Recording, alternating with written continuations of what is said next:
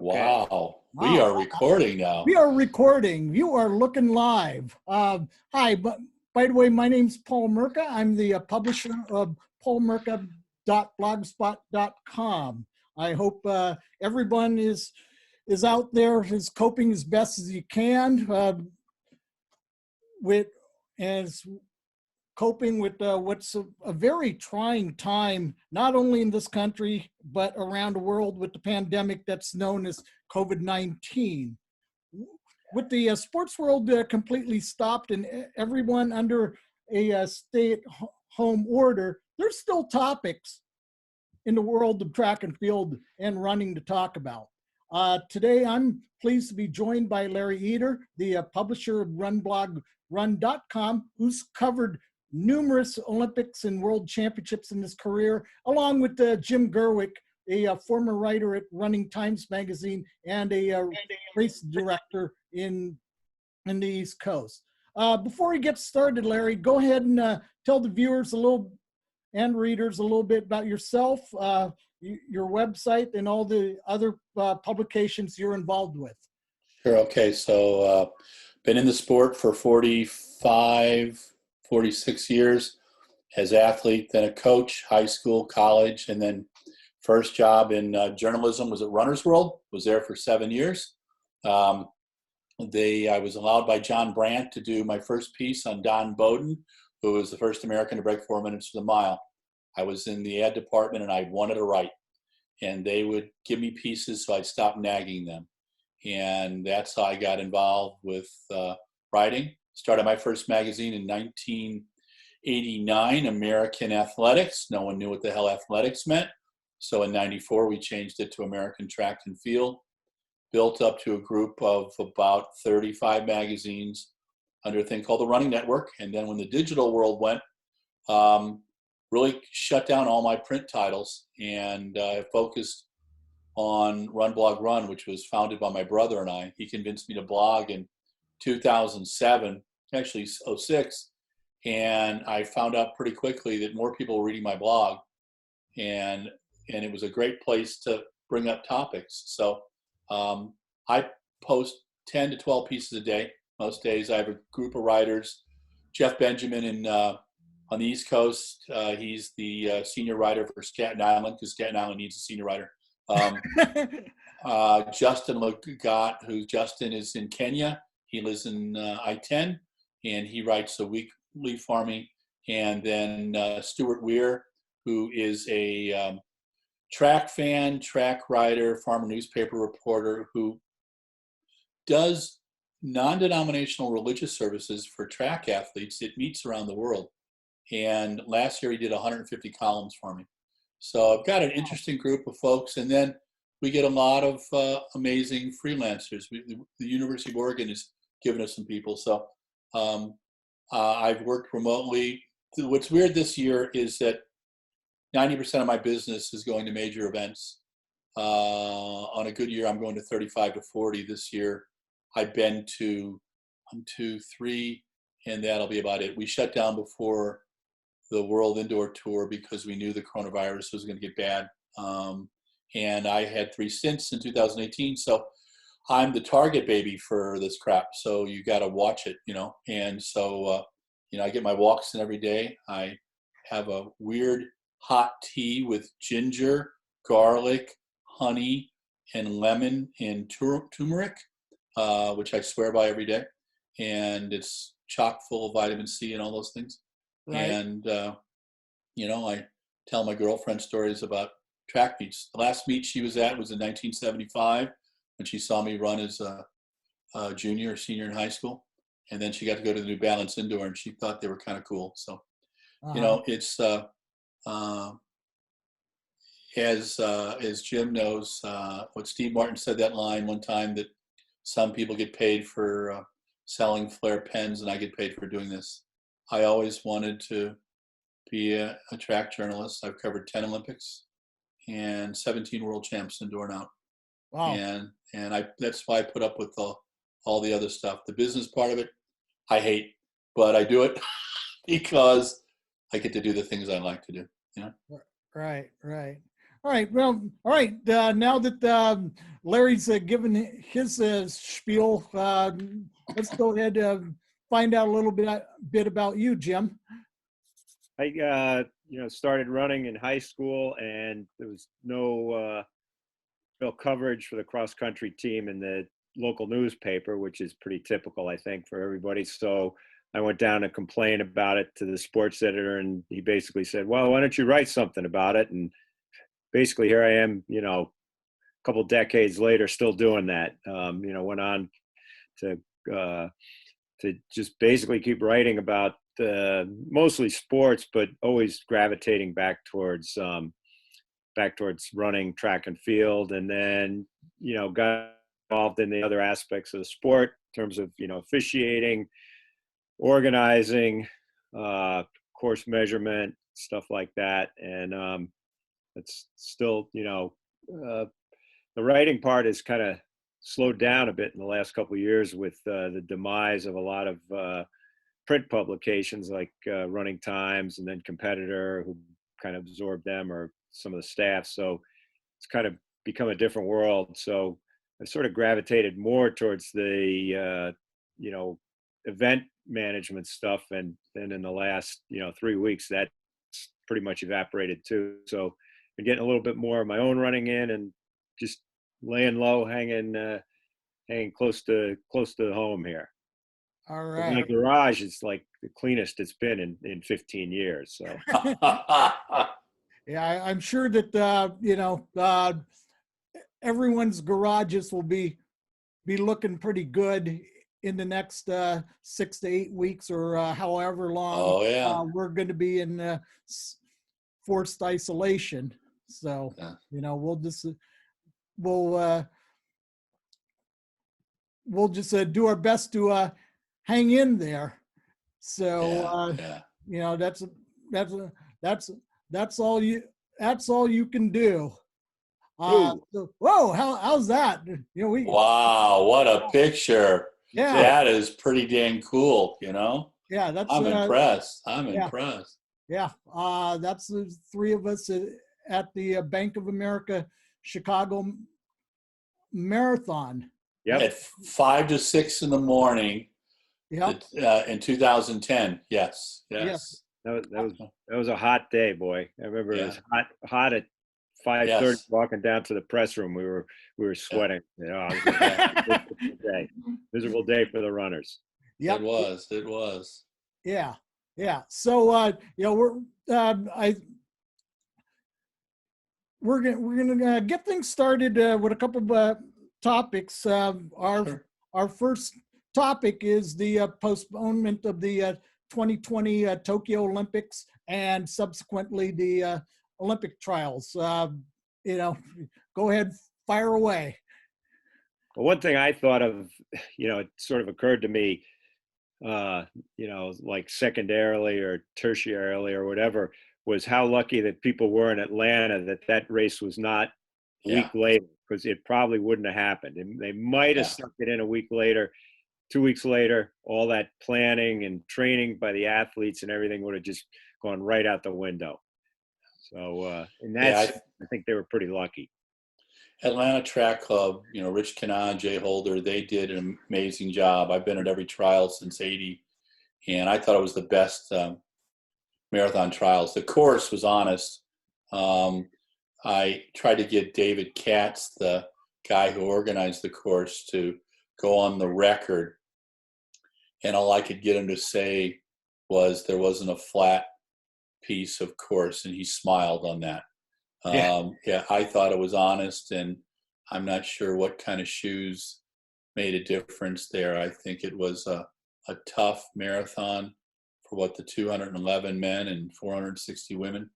And it gives us something to talk about for a long time, But Paul, what do you think about the Olympics being postponed? Well, here's the reality. We've got once the universities started locking down, it was inevitable.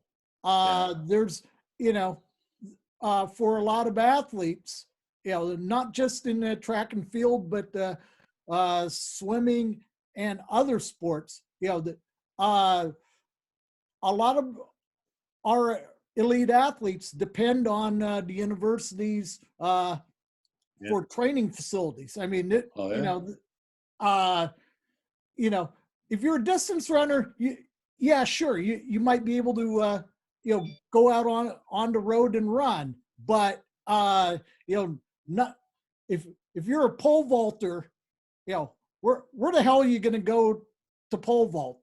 You need a pit, you need a runway.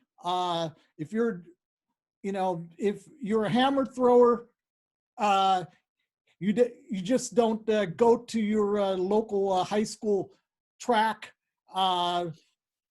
and sneak onto the discus cage, because number one, you have most high school tracks that even have a discus cage. If you try to throw a hammer from there, bad things are usually going to happen. Right.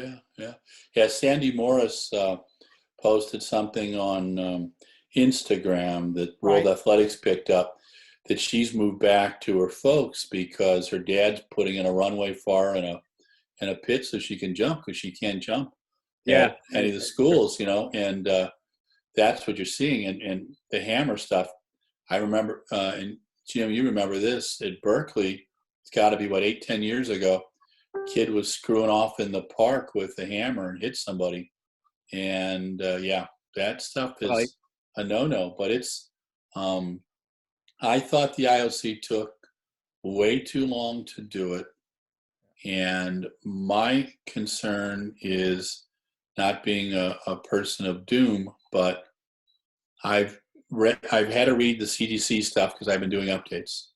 And, this thing could last until middle of next year.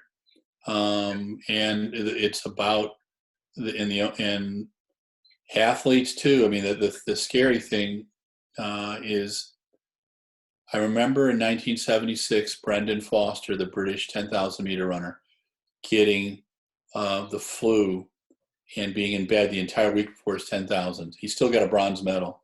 Yeah. But that whole thing is that when you're at the height of your fitness, your immune systems are down, and you put all those people together, and it would have been just a petri dish, man, for whatever kind of a thing going on. Oh, absolutely.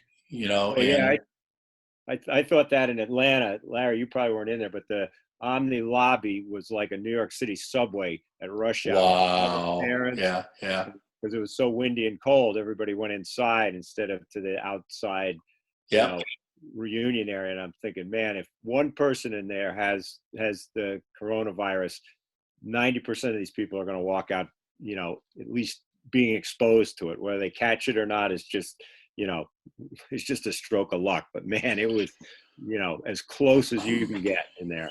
Yeah, well, 200,000 people on the course. I thought it was a bigger crowd than I've seen on any marathon but New York.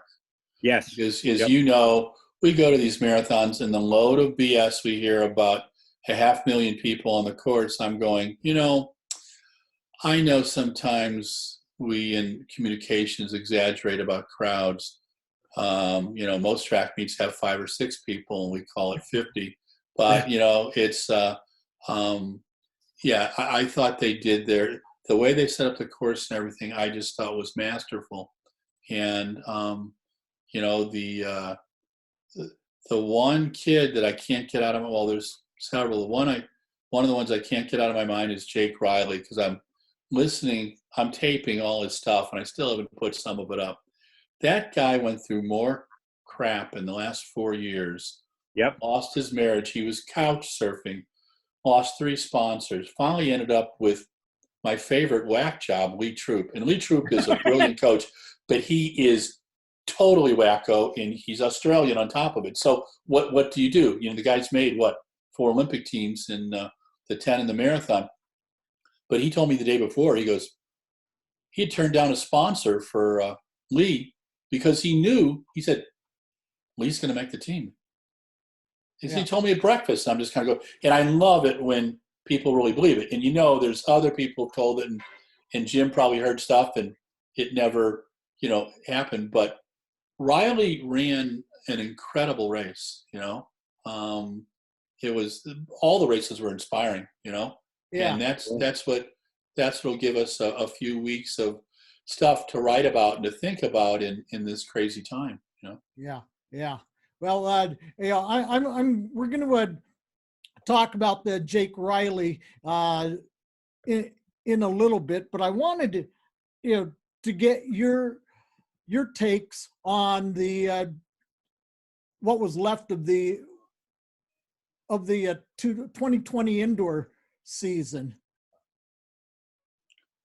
Jim, you want to start? Yeah. It's just kind of interesting that, I mean, if you look at the college level, most of the kids, I think, were probably either on site or en route when the NCAA pulled the plug on all the you know, indoor championships, including, you know, the March Madness. Obviously, that's the one that got all the press. But I think that was literally the day before the first events were supposed to go off at Right. the you know, at the indoor meet. So, I mean, talk about having the rug yanked out literally from under you. You know, the kids are out there and they're like, okay, now what do we do? But you know, and the same thing with you know, on the high school level, the New Balance Nationals down at the Armory, that they didn't you know, announce a cancellation there until I think the day before there. And there had to be, you know, some of the top kids who come in from, you know, Texas and down south and out west, they were probably getting on the plane if they weren't already in the city. So it was really, you know, ripping the Band-Aid off, so to speak. The Right. press release for the New Balance indoor was sent out at 12:05 a.m. I had actually gone to bed, finally saw it at 6. And you're right about the NC indoor. There's an Instagram from some of the young women on the Colorado team. They were warming up on the track when they were told. Yep. You know, and it's just like, it's amazing.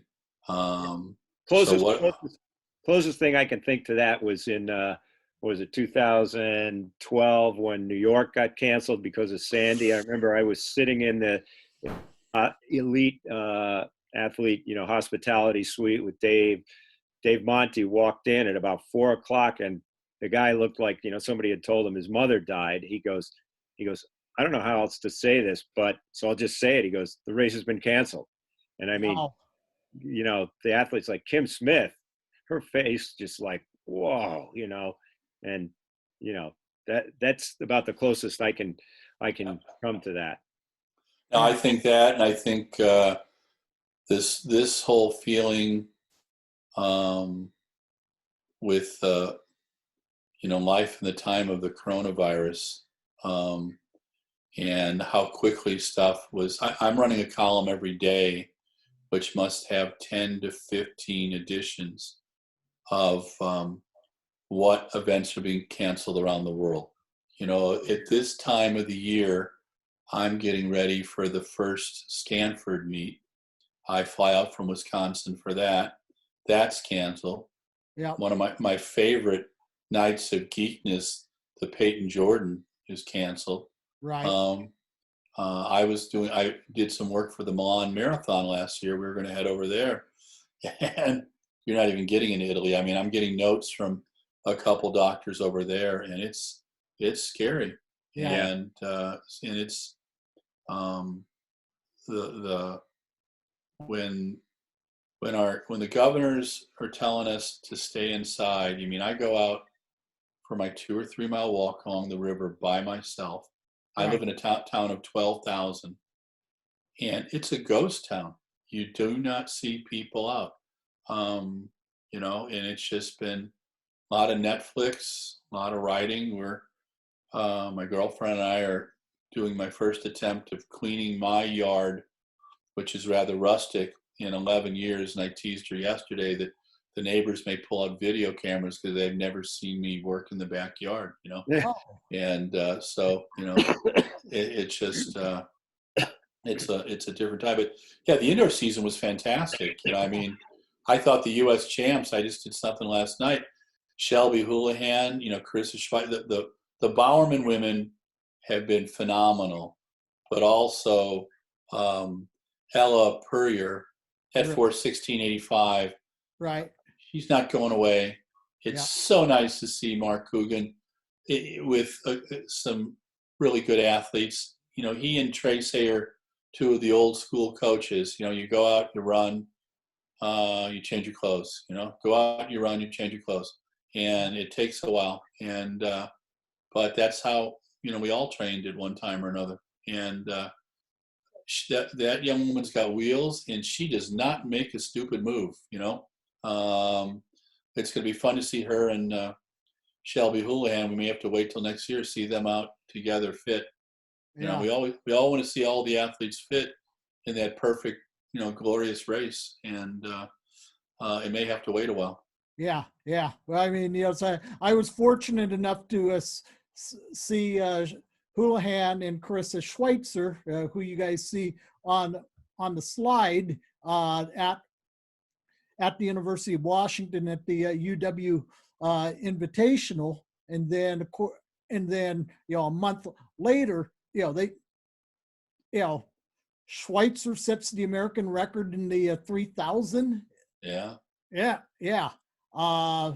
So that's, you know, it was good to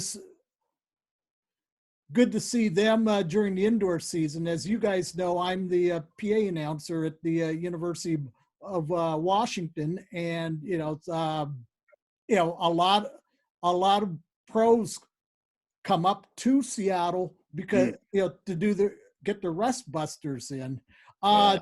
One thing I want to talk about is I mean, obviously the pole vault was great. Obviously Mondo Duplantis. I mean, he was freaking awesome.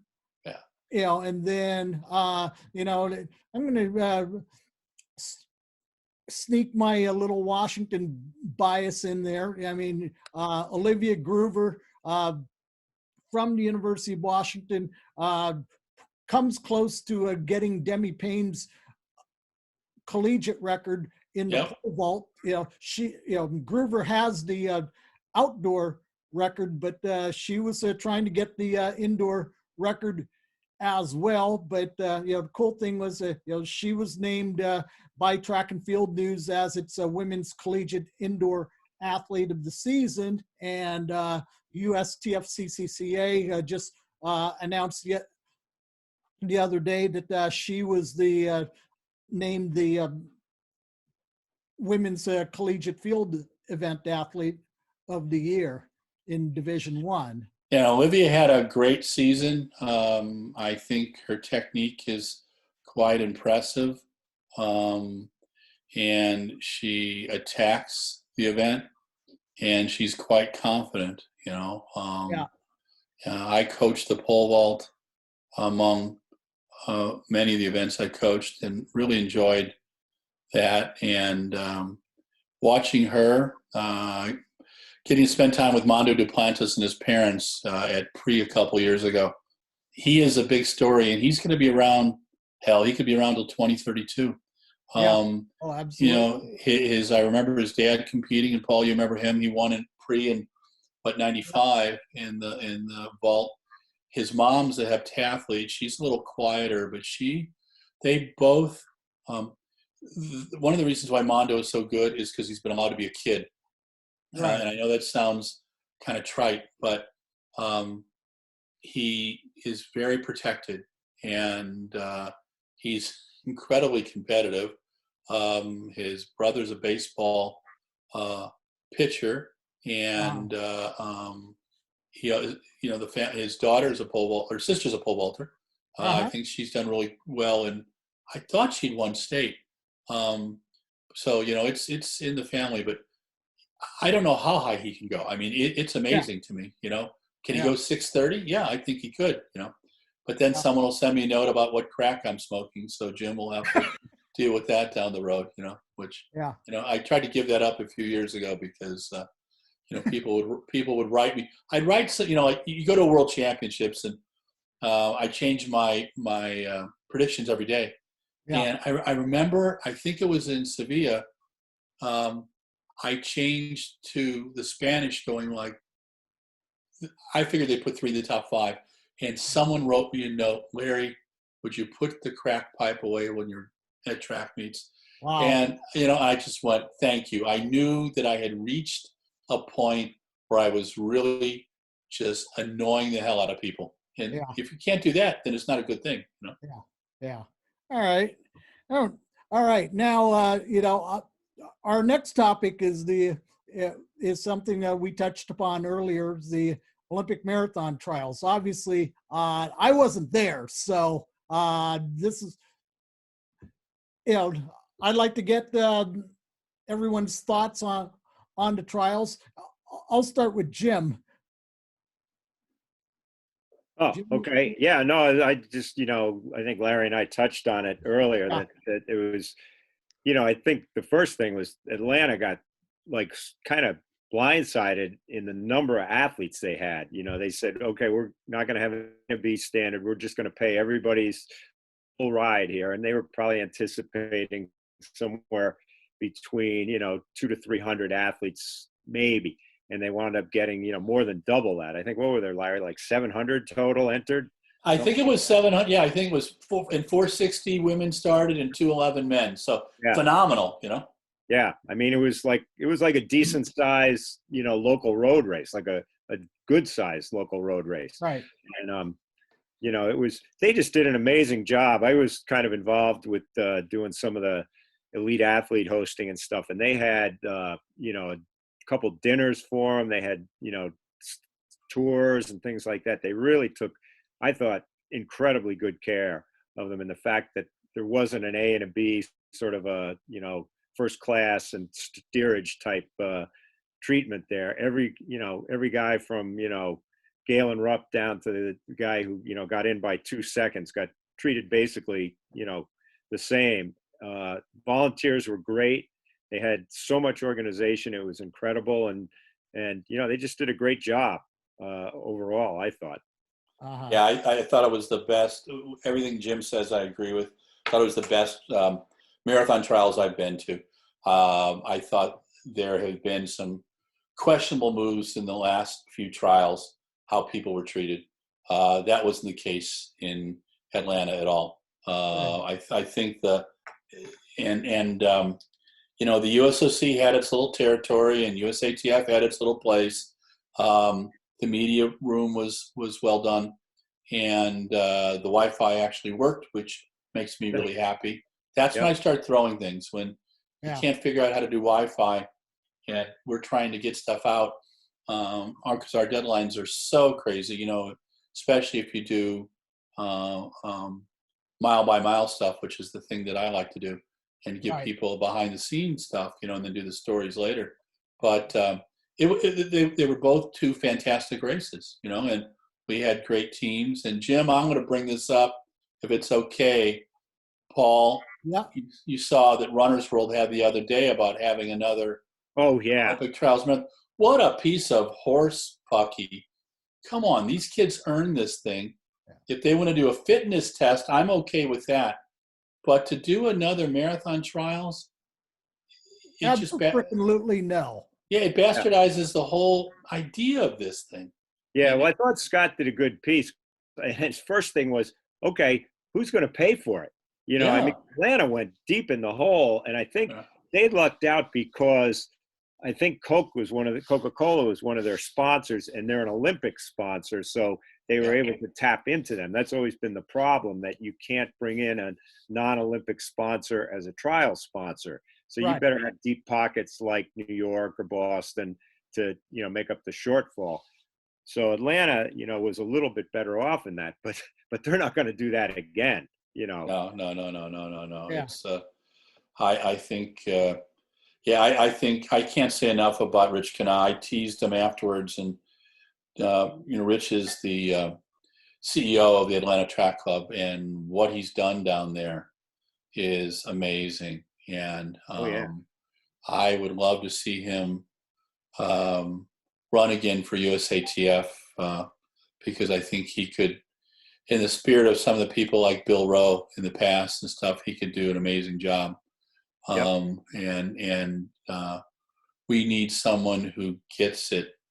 And that's, our sport's going to change so much over the next couple of years.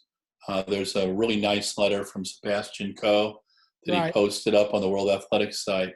He alluded to all kinds of things, to events actually in time with the seasons in various continents. What a concept.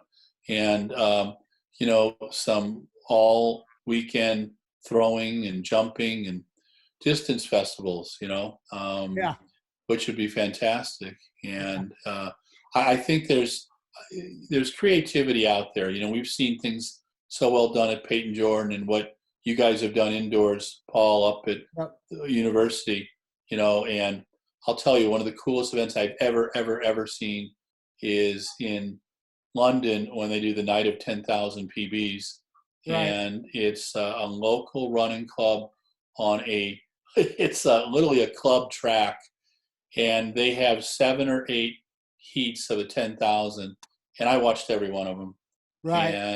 And when you can drink a beer with Dave Bedford and Nick Rose, and one of the sponsors is a beer company, what else can you ask for? It's what distance runners want and need, and we can do these things all over when we can get out of the house, which is going to take a while. Yeah, that's something I want to. I don't know if you got down there, Larry, but at the expo, I just kind of wandered over there just to check it out. They were doing an elite shot put and high jump competition. I think.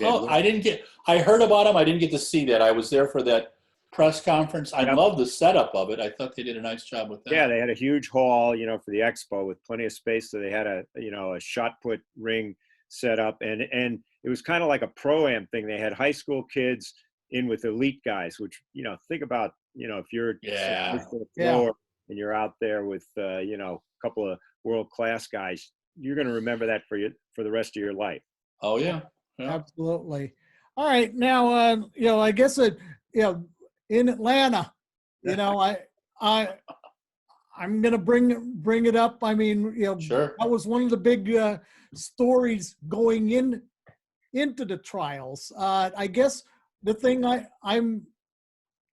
that's going to be very interesting is that, now that we're all locked in, is that in some ways this kind of bails out the shoe companies who are trying to rush production of shoes for this summer's Olympics. Yeah. Right. There was a deadline, I think, of next month, right? Wasn't it like by April? Yeah.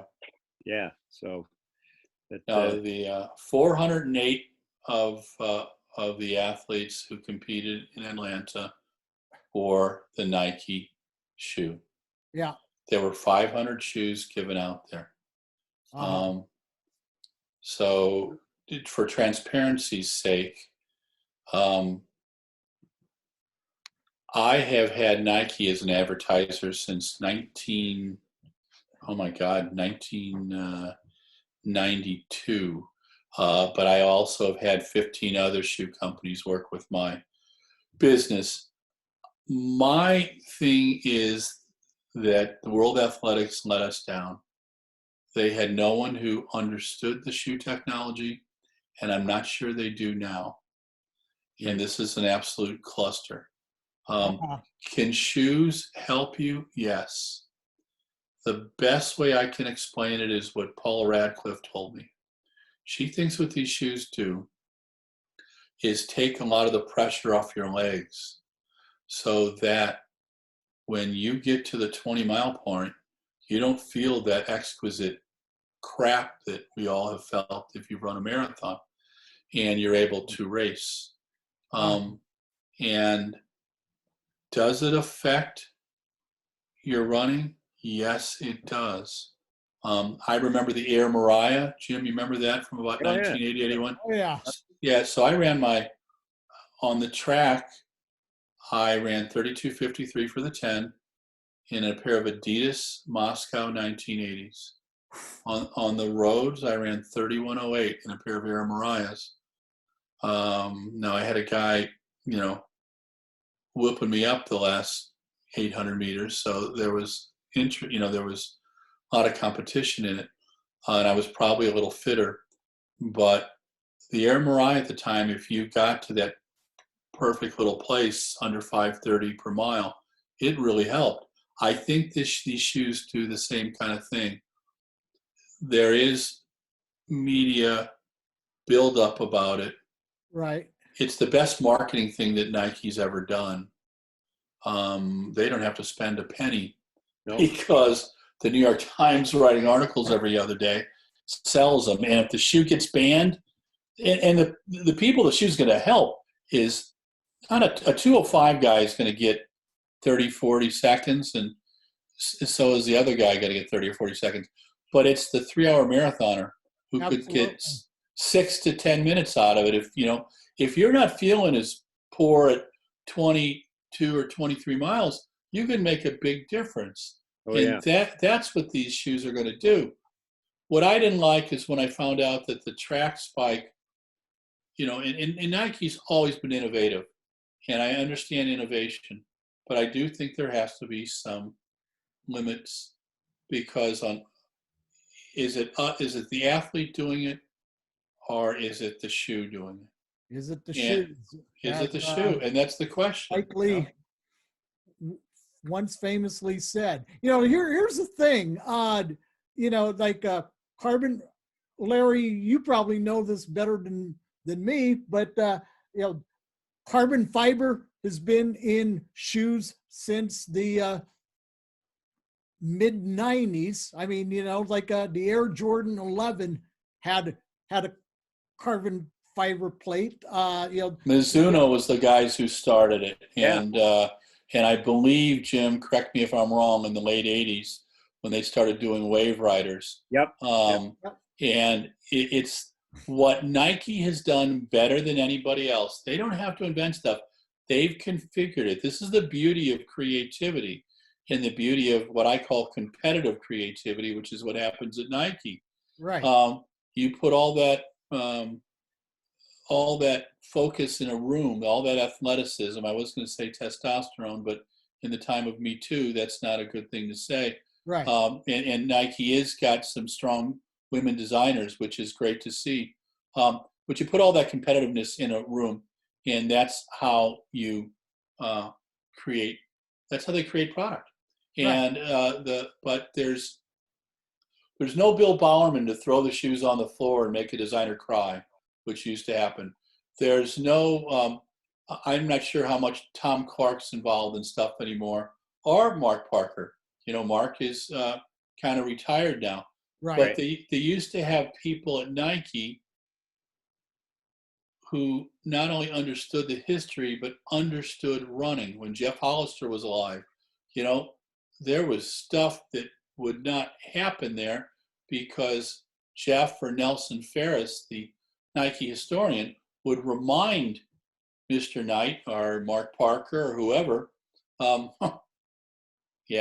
this is not what we're about. And I'm not sure that happens anymore. It's improvement for improvement's sake. Right. And that's a challenge. All the brands are trying to do stuff. Nike's out-patented people and out-legislated people. They've got to the point where it's really hard to knock off a shoe. Yeah. And everybody tries to knock the stuff off, So I've always said about Nike is they're not afraid to make mistakes as much as other companies are. I mean, you can look at some of what was the shoe they had, the Rift or whatever, that had, the two big toes and stuff. And there's some other stuff. And it's like, hey, let's throw it against the wall and see if it sticks, and if it doesn't, then we'll move on to the next technology. In 1981, Nike had a training shoe called the Columbia. It was their second air shoe. And I was doing about 130 to 140 miles a week, total running bum, and I tore through a pair of those shoes every 2 weeks. So what I did is I would have my marathon trainers, and I would have those. but I would be sending those back. Nike would be sending me a new pair, and I love the shoe. Yeah. But like you said, Jim, if you don't try stuff, and it's interesting to see the food chain with the shoe companies. Some of the smaller shoe companies are some of the most innovative. You look at guys like On right now, and they're tremendous. And what Hoke has done, their Carbon X is a really good shoe. Yeah. And then I look at the stuff that Brooks has done, and I'm just going, my God, they figured their stuff out. I don't think Brooks makes a bad shoe. It's just so.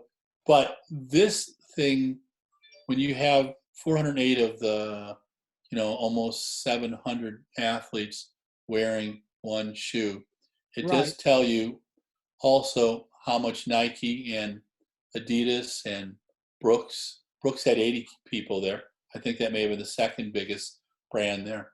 How the big brands put stuff in, and you're wondering now in this time of coronavirus, running shoes are selling off the shelves, not in running stores because people can't go to them, but with Amazon and our friends at Runner's Warehouse and Running Warehouse and some of the others, it's if I can tell people anything, call your friends at the local running store and buy the stuff from them and have them ship it to you. Support your local running stores because they are a citadel of our sport. I mean, it's where, I used to go to, my first real running store was Ryan Sports with the always mercurial Gary Gettleman. He was a fastest marathoner I ever met at the time, a 2:22 guy and a 4:06 miler. And I loved him, and I tried to train with him, but he got me into Marathon Trainers, which was probably my favorite training shoe of all times. Yeah. And he got me to try other stuff. And that's what local running stores do, Right. In Madison, we have Move and Foot, and, the guys were there for 1,000 years, and it's every part of the country's got their, popular local running store. But what I ask runners to do is go out of your way, call your local running store, see if they can ship something to you, keep them alive, Absolutely. This Absolutely. is terribly challenging time for small businesses. Not only your favorite breakfast dive, but also the local running store. Right.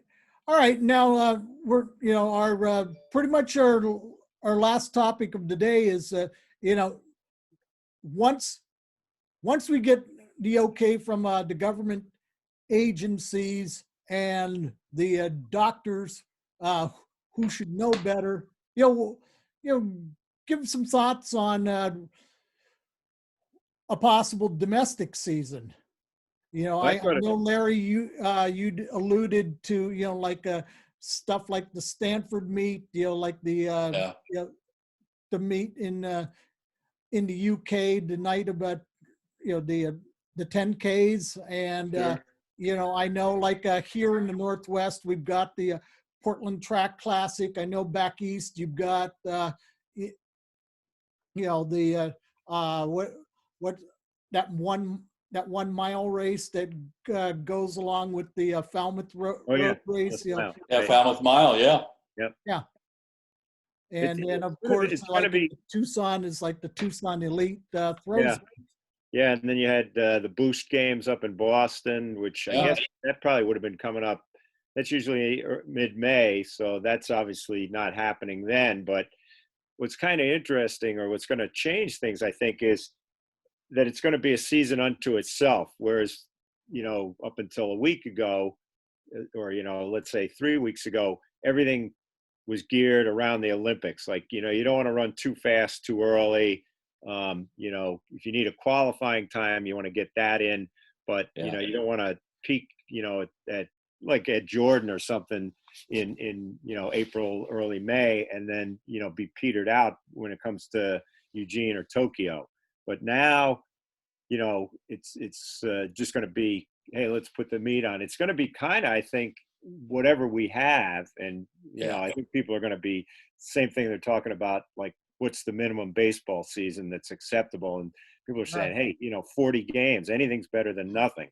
But I think it's going to be kind of like one of those off years, like when there's no World or Olympics, where you see some really fast times because people just like, hey, I'm just going to go out there and put it all on the track. And if this is the fastest I run all year and it's in June, who cares? It's like there's nothing to shoot for. I'd say I haven't heard anything that World Athletics or whatever is going to have an abbreviated Diamond League. Have you, Larry? Or Yeah. They're, Well, they're, they just they're, came out with a release saying yeah. all the May meets are pretty much postponed. So Yep. it looks like, assuming we have a season, pre would be the first meet. Yeah. Yeah. Okay. Yeah. No, I think you might see some Diamond League meets. I don't believe we will see anything until July.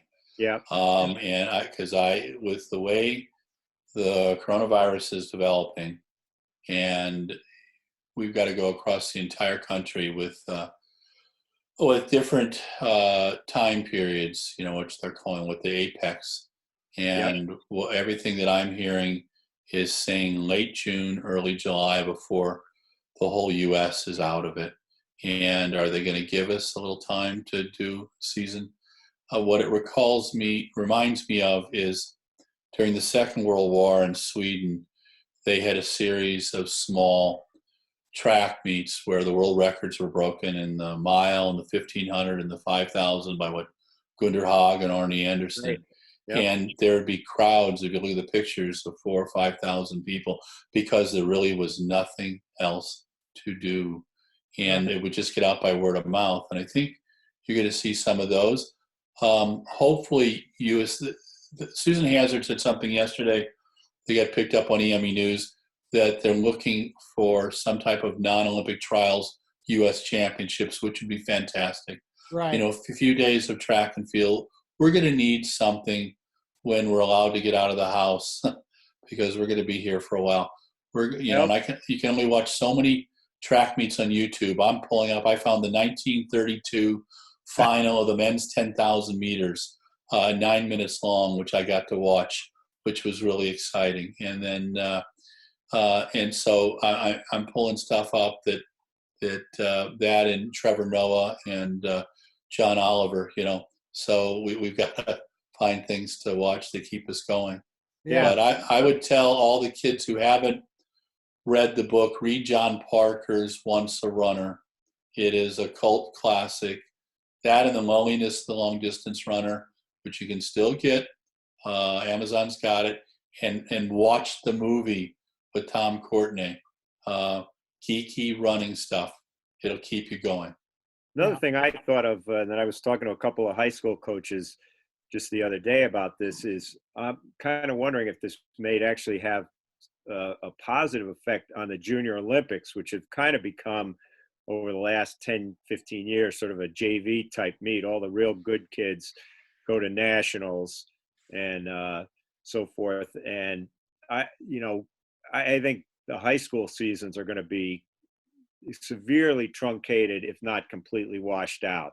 Yeah. And so the JOs are generally late. I think the national JOs are usually the end of July, early August. Right. So for a lot of these kids, they say, well, that's just a 3-round thing. You have your association and your regional and then the nationals, but that may be, what kind of is going to be it. And one thing, I know a lot of people are saying, oh, I feel really bad for the senior athletes that, seniors in high school, they're not getting their senior day. They're not going out. And I said, yeah, I do too. But the kids that are really getting screwed are the juniors, the top juniors, because that's when you get your recruiting done. By the time you're a senior, you've pretty much signed, sealed, and delivered. So by losing your junior year and track, at least in some parts of the country, like up here in the Northeast, we at least have indoors in the winter. And so those kids, have one last chance. But in other parts of the country, guys that are losing their junior seasons, that's really going to screw them when it Right. comes Yeah. to Yeah. college recruiting. Right. Yeah, no. I think you guys, we heard that and I talked to the USTCCA. They told us that it looks like the NCAA is going to give athletes one more season of Yeah. eligibility after losing it. But that's still money that these kids have got to come up with for school, and they're not paying $3,500 a year like I did at Santa Clara in the '70s. It's That's books. That's yeah, like books for one class. yeah. So it's just, which I would buy the week before class was over, but that's another story. But I think that it's gonna. There's a lot of things we don't know, and Right. it's this. It'll be fun to check in over the next few months and kind of see how our predictions are coming along. Right. Yep. And I hope for further conversations with my comrades at Slap Central. Uh-huh. Yeah. Yeah. Yeah. All right. Well, I think when I sent out the notes for this meeting, that we would try to keep it to a half an hour. We obviously have gone past the half an hour time limit. So Yeah. on that note, I'd like to thank you, Larry, and I'd like to thank you, Jim, for taking the time from your whatever it was you were doing, whatever you guys were doing to go onto this. If for those of you who are viewing this, if you have any questions, comments, concerns, etc., please comment on the bottom of the website where you see the pen and the envelope on the bottom of the site. And as always, thanks for watching and stopping by paulmerca.blogspot.com. Stay safe, wash your hands, and we'll see you soon. Thanks, Paul. See you, Jim. Guys. Take care. Be safe. Take care. Yep. Take care. Bye.